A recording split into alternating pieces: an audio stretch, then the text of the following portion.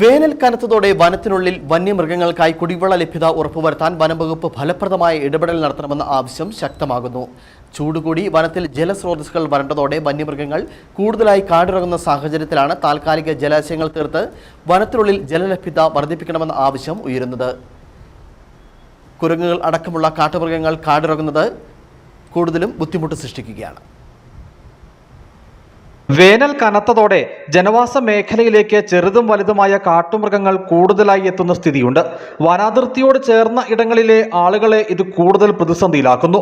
മൃഗങ്ങൾ കൃഷിനാശം വരുത്തുന്നതിനൊപ്പം മനുഷ്യജീവനും വന്യമൃഗാക്രമണത്തിൽ പൊലിയുന്ന സാഹചര്യം നിലനിൽക്കുന്നു. വനത്തിൽ തീറ്റയുടെയും വെള്ളത്തിന്റെയും കുറവ് മൃഗങ്ങൾ കാടിറങ്ങാനുള്ള കാരണങ്ങളിലൊന്നാണ്. ഈ സാഹചര്യത്തിലാണ് വനത്തിനുള്ളിൽ വന്യമൃഗങ്ങൾക്കായി കുടിവെള്ള ലഭ്യത ഉറപ്പുവരുത്താൻ വനംവകുപ്പ് ഫലപ്രദമായ ഇടപെടൽ നടത്തണമെന്ന ആവശ്യം ഉയർന്നിട്ടുള്ളത്.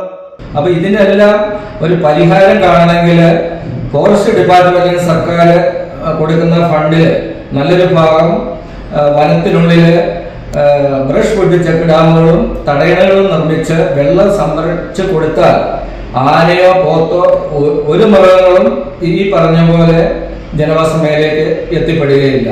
അപ്പോൾ സർക്കാർ ചെയ്യേണ്ടത് ഫോറസ്റ്റ് ഡിപ്പാർട്ട്മെന്റിന് അടിയന്തരമായിട്ട് നിർദ്ദേശം കൊടുത്തുകൊണ്ട് എത്രയും പെട്ടെന്ന് ഇതുപോലുള്ള തടയണകൾ ജലം അവിടെ മൃഗങ്ങൾക്ക് കിട്ടുന്ന ഒരു അവസ്ഥയിലേക്ക് നിർമ്മിക്കേണ്ട ഒരു ഉത്തരവ് പുറപ്പെടുവിക്കണം എന്നാണ് പറയാനുള്ളത്. കുരങ്ങടക്കമുള്ള കാട്ടുമൃഗങ്ങൾ കാടിറങ്ങുന്നത് കുറയ്ക്കാൻ ഫലവൃക്ഷങ്ങൾ വനത്തിനുള്ളിൽ കൂടുതലായി വച്ചുപിടിപ്പിക്കണമെന്നും ആവശ്യമുണ്ട്.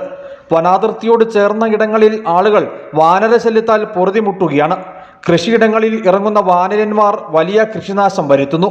വന്യമൃഗങ്ങൾ കാടിറങ്ങാതിരിക്കാൻ പ്രതിരോധ മാർഗങ്ങൾ തീർക്കുന്നതിനൊപ്പം തീറ്റയുടെയും കുടിവെള്ളത്തിന്റെയും ലഭ്യതയുടെ കാര്യത്തിൽ കൂടി വനംവകുപ്പ് കൂടുതൽ ജാഗ്രത പുലർത്തണമെന്നാണ് ആവശ്യം.